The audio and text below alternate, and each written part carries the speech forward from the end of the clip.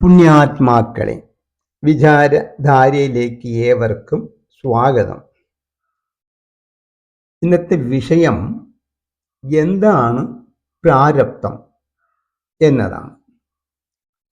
ബ്രഹ്മാംശം അഥവാ ഈശ്വരാംശമാണ് ജീവന്മാർ. കുളമായും തോടായും പുഴയായും ചിറയായും കിണറായും അറിയപ്പെടുന്ന ഉപാധികളിൽ കാണപ്പെടുന്ന ജലം ഒന്നാണ്. വാട്ടർ, വെള്ളം, പാനി, നീര്, തണ്ണി, ജലം എന്നൊക്കെ പറയപ്പെടുന്ന ശബ്ദങ്ങൾ ഭാഷയുടെ അടിസ്ഥാനത്തിലാണ്. വസ്തു ഒന്ന് തന്നെ.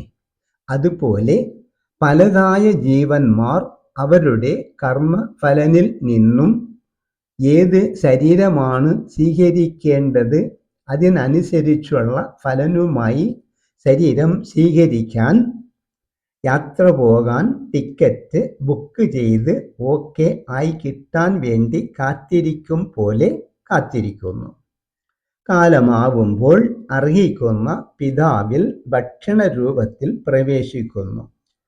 ആ ജീവൻ ഏത് രാജ്യം, ഏത് ഗ്രാമം, ഏത് വംശം, മാതാപിതാക്കൾ ആര്, ആയുസ് എത്ര, സ്വീകരിക്കുന്ന ശരീരത്തിൽ അനുഭവിക്കേണ്ട സുഖ ദുഃഖങ്ങൾ എല്ലാം നിശ്ചയിച്ച ശേഷമാണ് അന്ന പദാർത്ഥങ്ങളിലൂടെ പിതാവിൽ പ്രവേശിക്കുന്നത്. പിതാവിൽ ബീജരൂപത്തിൽ സ്ഥിതി ചെയ്ത് മാതാവിൽ ഗർഭപാത്രത്തിൽ പ്രവേശിക്കുകയും ചെയ്യുന്നു. കാലനിയോഗത്താൽ മാസം തികയുമ്പോൾ ശിശുരൂപത്തിൽ ഫലനുകൾ അനുഭവിക്കേണ്ട ലോകത്തിൽ ജനിക്കുന്നു. ജനനം മുതൽ മരണം വരെയും അനുഭവിക്കുന്ന ഫലനുകളെയാണ് പ്രാരബ്ധം എന്ന് പറയപ്പെടുന്നത്. എൻ്റെ തലവര, എൻ്റെ വിധി, കർമ്മഫലൻ, ഈശ്വര നിശ്ചയം എന്നെല്ലാം പറയുന്നത് പ്രാരബ്ധത്തെയാണ്. ജന്മം എടുത്ത് വരുന്ന പ്രാണികളെല്ലാം തൻ്റെ കർമ്മഫലനെ അനുഭവിക്കാൻ വേണ്ടിയാണ് വരുന്നത്. പുണ്യവുമായി വരുന്നവരാണ് ദേവയോനിയിൽ ജന്മം എടുക്കുന്നത്. പാപവുമായി വരുന്നവരാണ് അധമയോനിയിൽ ജനിക്കുന്നവരെല്ലാം. പാപം പുണ്യം സമമായി വരുന്നവരാണ് നരയോനിയിൽ ജനിക്കുന്നവർ.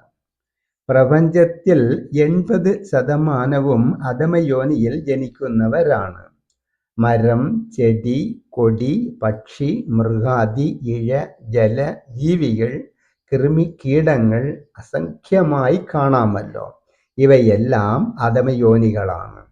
പുണ്യവുമായി 2% മാത്രമേ ഉള്ളൂ. അവരാണ് ദേവന്മാർ. സുഖം മാത്രമാണ് അവരുടെ അനുഭവങ്ങൾ. പാപം പുണ്യം മിശ്രമായി ജനിച്ചവരാണ് മനുഷ്യർ. കാർമേഘം മൂടുമ്പോൾ കാറ്റ് വീശുന്നു, ഇടിവെട്ടി മഴ പെയ്യുന്നു, അന്തരീക്ഷം ഇരുട്ടായി. മണിക്കൂറുകൾ കഴിയുമ്പോൾ കാർമേഘം പോയി, ഇടിയും കാറും ഇല്ലാതായി, അന്തരീക്ഷവും തെളിഞ്ഞു. അതുപോലെ മനുഷ്യജീവിതം സുഖവും ദുഃഖവും ഇടകലർന്നതാണ്. സ്ഥായിയായി സുഖമോ ദുഃഖമോ നിലനിൽക്കില്ല.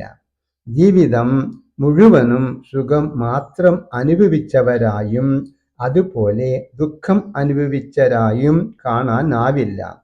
പുണ്യം അധികമായി ജനിച്ചവർക്ക് സുഖജീവിതം കൂടുതലാവും. പാപം അധികമായി ജനിച്ചവർക്ക് ദുരിത ജീവിതം അധികമാവും. ദുരിത ജീവിതത്താൽ നാട് വിട്ടുപോയി സമ്പന്നന്മാരായവരെയും സമ്പന്നന്മാർ ജീവിതം കൊണ്ട് നശിച്ചവരായും കാണാം. ധാരാളം പണമുണ്ട്, പക്ഷേ ജീവിതം എന്നും ദുഃഖപൂർണം. ദരിദ്രന്മാർ മനസ്സമാധാനമായി ജീവിക്കുന്നവരുമുണ്ട്.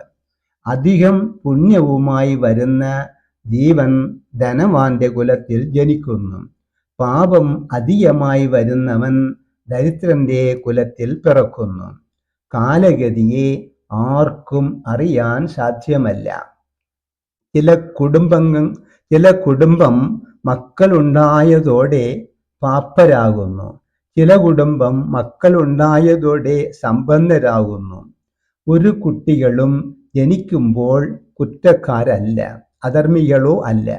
അവരവരുടെ കർമ്മഗതിക്കനുസരിച്ച് വളരുമ്പോൾ ആസ്തികൻ, നാസ്തികൻ, ദുഷ്ടൻ, പരോപകാരി, കള്ളൻ, കുടിയൻ, ചൂതാടി, അധർമ്മി, രാഷ്ട്രീയക്കാരൻ, ഭീകരൻ, മതവാദി, ഉദ്യോഗസ്ഥൻ, മടിയൻ, ബുദ്ധിമാൻ, പറ്റിക്കുന്നവൻ, ഇങ്ങനെ ആവുന്നത് അവരവരുടെ പ്രാരബ്ധം അനുസരിച്ചാണ്.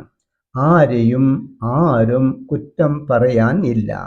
ഉപദേശത്താൽ ചിലർ നന്നാവും, ചിലർ ധർമ്മം വിളമ്പും, പ്രവൃത്തി ദോഷമാവും. 1000-ൽ 1-2 പേർ മുക്തിയെ പ്രാപിക്കും. ശാസ്ത്രം പഠിച്ച് ധർമ്മജീവിതം പാലിച്ച് സന്യാസിയായി മുക്തിയെ പ്രാപിച്ചേക്കാം. കാവ്യവസ്ത്രമാണ് സന്യാസം എന്ന് തെറ്റിദ്ധരിക്കരുത്. ശാസ്ത്ര പഠനത്തിലൂടെ പ്രപഞ്ചം, ഈശ്വരൻ, ജീവൻ, അതിൻ്റെ പൊരുൾ അറിഞ്ഞ് താൻ ഇതിൽ ഒന്നിലും പെട്ടവനല്ലെന്ന് ബോധിച്ച് സഞ്ചിത കർമ്മങ്ങളെ താപാഗ്നിയാൽ ദഹിപ്പിച്ച് ആഗന്തുകത്തെ ത്യജിച്ച് പ്രാരബ്ധത്തെ അനുഭവിച്ച് ശരീരമാകുന്ന പാണ്ഡത്തെ ഉപേക്ഷിക്കുന്നതോടെ ബ്രഹ്മത്തിൽ ലയിക്കുന്നു. അതാണ് മോക്ഷം. ശാസ്ത്രം പഠിച്ചവരെല്ലാം മുക്തരാവില്ല. അറിവിനെ അവർ സുഖഭോഗങ്ങൾക്കായി വിനിയോഗിക്കയാൽ അവർ കാലചക്രത്തിൽ തന്നെ കറങ്ങും. പല ദേശങ്ങളിലായി പിറവിയെടുക്കുന്ന തോടുകൾ പുഴയായി, നദിയായി, സമുദ്രത്തിൽ എത്തിയാൽ മുക്തരാവില്ല. വീണ്ടും നീരാവിയായി അന്തരീക്ഷത്തിലൂടെ ഓരോ ദേശങ്ങളിലായി അരുവിയായി പിറക്കും. അതുപോലെ തന്നെയാണ് ജീവന്മാരുടെ ഗതിയാനവും. കണ്ടുപിടുത്തങ്ങളും വികസിപ്പിക്കലും ഉൽപ്പാദിപ്പിക്കലും നശിപ്പിക്കലും എല്ലാം വ്യക്തികളുടെ കഴിവുകളാണെന്ന് അജ്ഞന്മാർ വാദിക്കും. തൻ്റെ ജീവനെ പോലും നിലനിർത്താൻ കഴിയാത്തവരാണ് അവകാശം പറയുന്നത്. എല്ലാം കാലമാകുന്ന ഈശ്വരൻ്റെ പ്രവർത്തനങ്ങളാണ്. അതിനെയാണ് പ്രാരബ്ധം എന്ന് പറയുന്നത്. ഹരി ഓം.